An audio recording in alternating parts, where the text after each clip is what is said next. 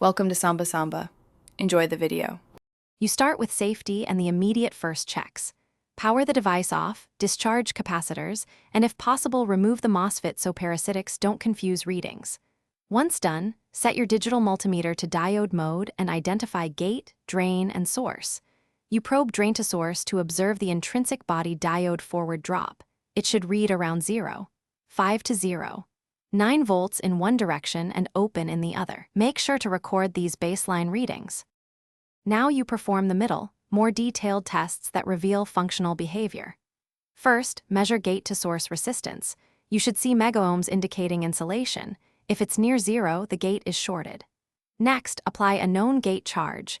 Use your meter or a 10V source briefly, then measure drain-to-source resistance to confirm enhancement. A good enhancement mode Mosfet becomes low ohms. Finally, check drain-to-source leakage with gate at 0V. Any significant MA level. Finish by verifying everything against the Mosfet datasheet values so you know whether RDS, ON, and VGS, TH are within spec. Once done, perform a final drain source check after discharging the gate. If you tested in circuit, repeat with the device isolated to avoid parallel components skewing results. If results are ambiguous, reseat the component and retest, or swap in a known good Mosfet to confirm. Remember, intermittent failures often show marginal leakage or shifted threshold voltages. That's the key.